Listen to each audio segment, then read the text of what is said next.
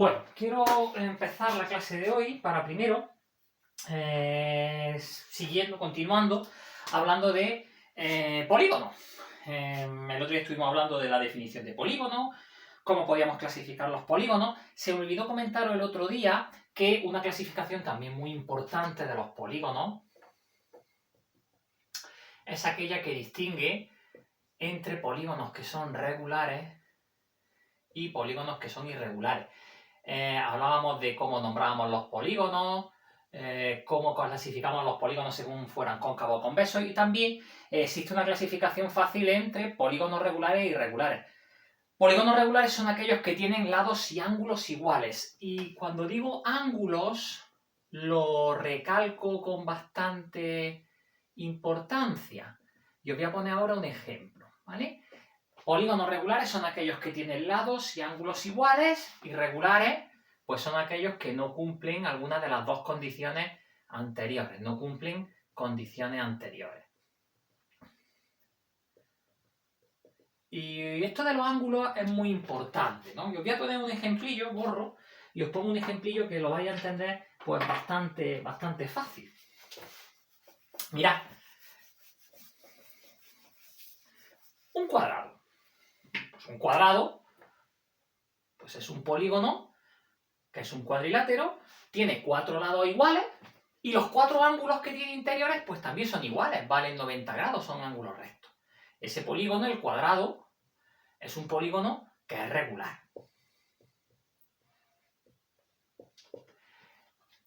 Un rombo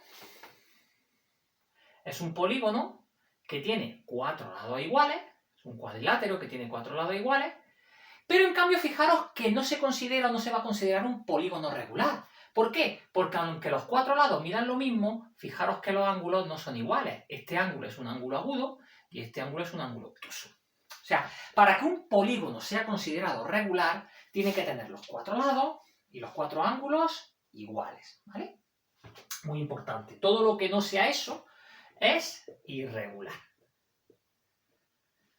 Vale, entonces, cuando os pidan que clasifiquéis un polígono, pues tenéis que nombrarlo, decir si es cóncavo y convexo, y decir si es regular o irregular.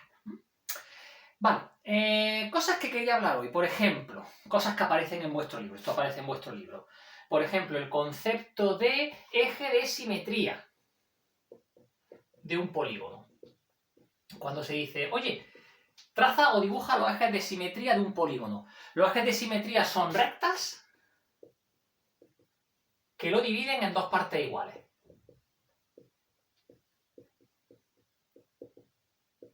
Esos son ejes de simetría de un polígono.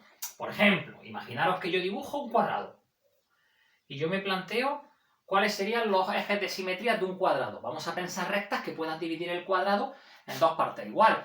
Pues rápidamente pues pensamos en la ampliación de sus diagonales, ¿no? Si yo cojo sus dos diagonales y las amplío, pues tengo dos ejes de simetría, ¿no? Pero también, por ejemplo, podría considerar eje de simetría esta recta y esta recta, ¿no? Porque también dividen el cuadrado en dos partes iguales, ¿no? Es decir, generalmente fijaros que los ejes de simetría se dibujan a partir de vértice y de centro, ¿vale? Y siempre tenemos que pensar cuáles son las rectas que pueden dividir ese polígono en dos partes, en dos mitades iguales. A eso se le llaman ejes de simetría.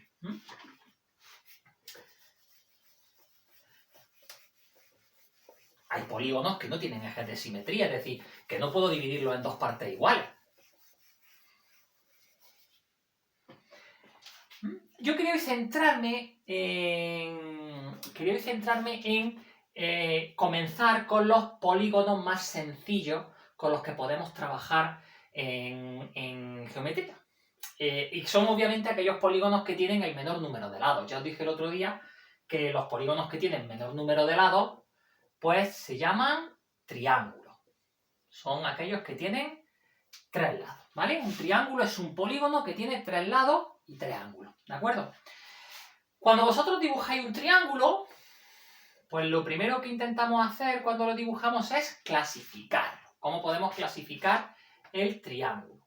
Entonces, para clasificar un triángulo, utilizamos generalmente dos criterios. Uno es en función de lo que miden sus lados, uno es en función de la longitud de sus lados. Esto me imagino que os sabéis del colegio, pero bueno, yo lo recuerdo porque es importante.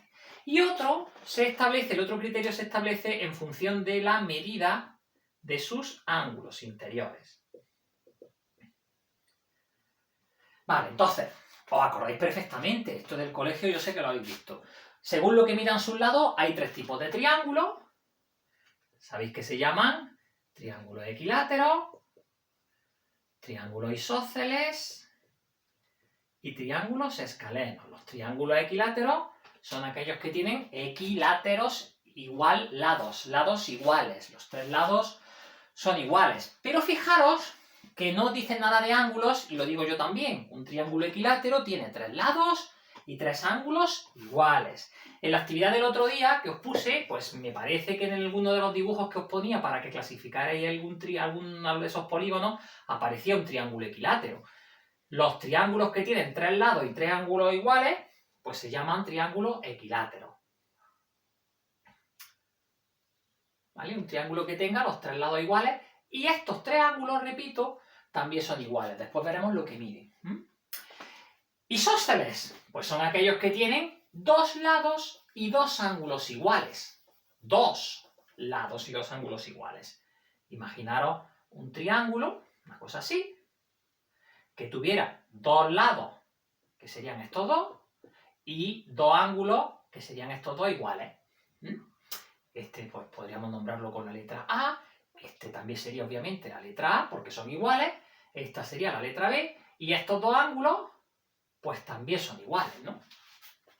Eso sería un triángulo isósceles. Y por último, un triángulo escaleno, pues sabéis que es aquel que no tiene ni lados ni ángulos iguales. Los lados y los ángulos son diferentes, ¿no? Imaginaros que hacéis un triángulo cuyos tres lados y sus tres ángulos, pues sean medidas diferentes. Eso se llama triángulo escaleno. Vale, eso lo sabéis del colegio. Lo que no sé si lo sabéis, me imagino que no, es que los triángulos también se pueden clasificar según sus ángulos en tres grandes grupos. Por una parte tenemos lo que se llaman triángulos acutángulos. Obviamente, si extendéis un poco y veis la palabra, pues os sonará, ¿no? Acutángulo, ángulos agudos. ¿Qué quiere decir un triángulo acutángulo? Pues un triángulo que tiene sus tres ángulos agudos. Un ángulo agudo, os recuerdo, lo dije el otro día, son aquellos más pequeños de 90 grados, ¿vale? Luego tenemos triángulos que se llaman rectángulos. Se llaman rectángulos porque tienen un ángulo recto, solo uno, no puede tener más de uno. Un triángulo, solo si tiene un ángulo recto, un ángulo que mide exactamente 90 grados. Y ahora os dibujaré alguno de cada tipo. Y luego tenemos los triángulos que se llaman obtusángulos. Imaginaros por qué se llaman así. Porque tienen un ángulo obtuso, un ángulo que supera 90 grados y que es menor de 180. Por ejemplo, os voy a dibujar un triángulo que es acutángulo. Un triángulo acutángulo, pues sería este, por ejemplo. Este ángulo y este ángulo, sus triángulos interiores, son menores de 90 grados. Os voy a dibujar un triángulo rectángulo. Por ejemplo, este. Vale, ¿cómo ponemos en matemáticas los ángulos rectos? Pues los ponemos con este simbolito. Ponemos como una especie de cuadrado en el ángulo que es el ángulo que mide 90 grados, que se llama ángulo recto. Estos triángulos son muy importantes porque los vamos a trabajar más en profundidad, ¿vale? Estos serían acutángulos, estos serían rectángulos, y luego un triángulo obtusángulo, pues podría ser perfectamente, pues es este mismo, ¿no? ¿Vale? ¿Veis que este ángulo supera 90 grados? Ahí estaría el ángulo que es obtuso. Por lo tanto, este sería un triángulo obtusángulo, ¿vale? Esa clasificación es muy importante que la tengáis en cuenta. Entonces, cuando a partir de ahora os pongan un triángulo y os digan, oye, nómbralo, clasifícalo, pues tenemos que decir si es equilátero, isósceles o escaleno, y después de apellido, como digo yo, tenemos que decir si es acutángulo, rectángulo u obtusángulo. De hecho, hay una actividad que os voy a plantear, que viene en vuestro libro, que va de esto.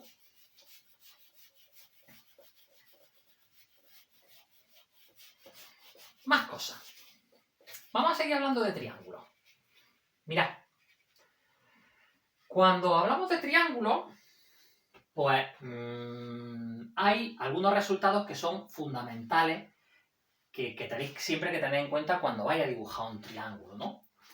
Por ejemplo, yo voy a dibujar un triángulo. Y entonces nos encontramos con un resultado que hace referencia a sus tres ángulos interiores. Imaginaros que yo a este ángulo lo llamo A. ¿Os acordáis cómo se nombraba un ángulo, no? Con letra mayúscula, pero con el simbolito angular encima, ¿no? Este ángulo es el ángulo B, que hace referencia al vértice A. Este es el vértice B. Y este sería el ángulo interior, llamémosle C, porque ese sería el vértice C, ¿vale? Vamos a prescindir de los nombres de los vértices y vamos a fijarnos en lo siguiente. Voy a explicar este resultado como yo lo suelo explicar siempre, ¿no? Imaginaros que yo a continuación pongo otro triángulo exactamente igual que este que acabo de dibujar, es decir, lo pongo aquí a continuación, este triángulo lo pongo a continuación, el mismo, ¿eh? Es el mismo.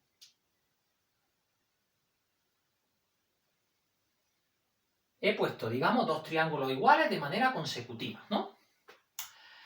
Vale, pues como son dos triángulos iguales, estaréis conmigo de acuerdo en que este ángulo sería el ángulo B.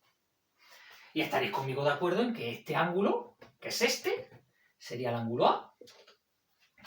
Y estaréis conmigo de acuerdo en que este vértice, este ángulo, sería exactamente igual que este, porque son dos triángulos iguales, ¿no? Sería C.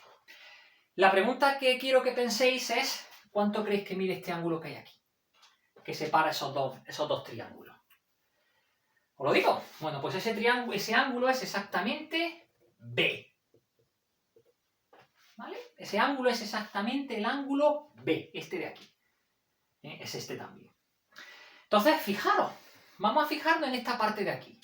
¿Qué pasa si yo cojo este ángulo, se lo añado a este y se lo añado a este? Es decir, ¿qué pasa si yo cojo estas tres aberturas y las coloco de manera consecutiva? ¿Qué ocurre? ¿Qué pasa si yo al ángulo A le añado el ángulo B, la abertura B, y a su vez le añado la abertura C? ¿Qué pasa si añado estas tres aberturas? Pues rápidamente me vaya a decir que eso es un ángulo llano, ¿no? Eso es un ángulo de 180 grados. Acabamos rápidamente de darnos cuenta del primer resultado fundamental que cumplen todos los triángulos. Da igual el tipo de triángulo que dibujemos. Siempre que dibujemos un triángulo, cuando sumemos los tres ángulos interiores, siempre nos tiene que dar un ángulo llano, es decir, un ángulo de 180 grados. Eso es muy importante porque eso siempre se cumple y nos va a permitir calcular un ángulo de un triángulo si conocemos los otros dos, porque siempre la suma de los tres ángulos de un triángulo nos va a dar 180. Por ejemplo, si yo cojo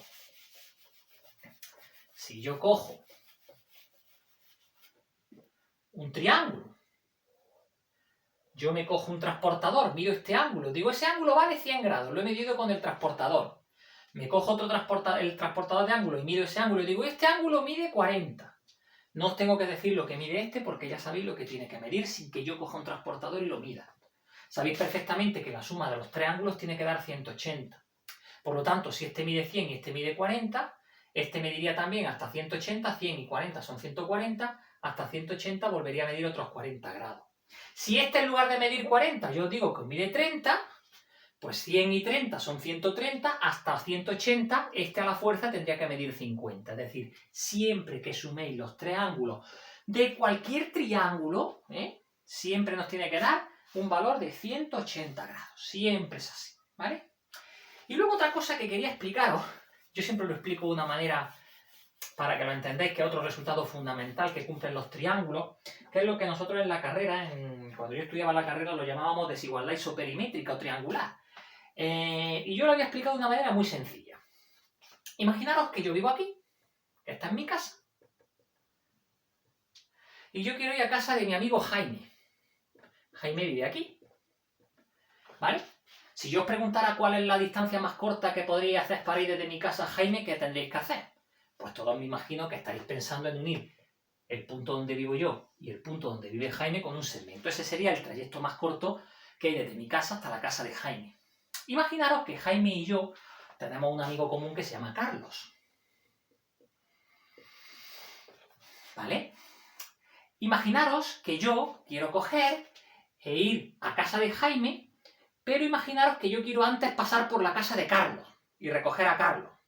¿Cuál sería el trayecto más corto que haríais? Pues evidentemente me vais a decir, pues primero iríamos a casa de Carlos así, y después iríamos a casa de Jaime, yo y Carlos y yo iríamos así, ¿no?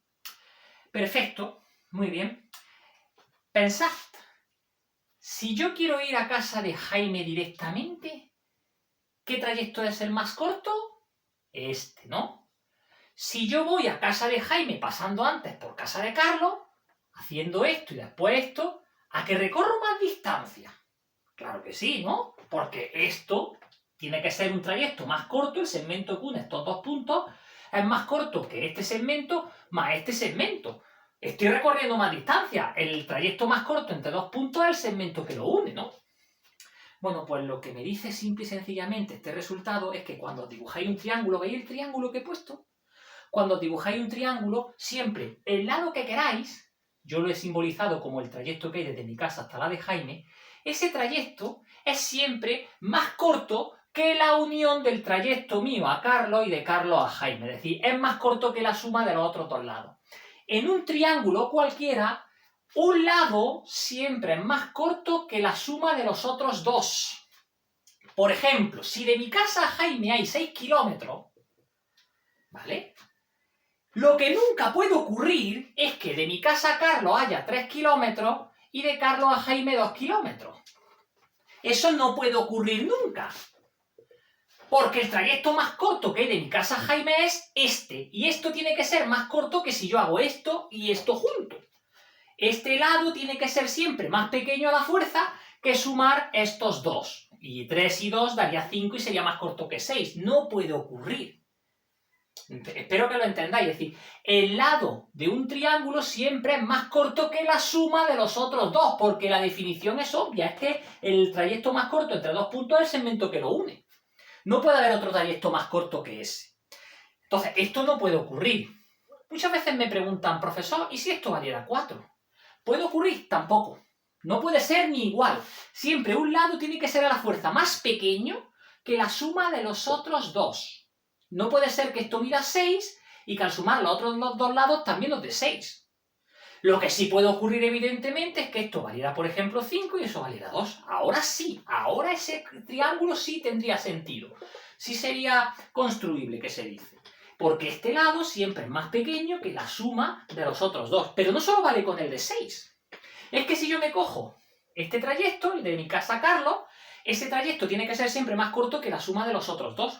Este trayecto siempre es más corto que si yo hago este primero y después este. Siempre el trayecto de mi casa a Carlos más corto será este. Si yo quiero ir de mi casa a Carlos a la casa de Carlos haciendo primero el de mi casa a Jaime y después de Jaime a Carlos, tiene que salir a la fuerza más distancia.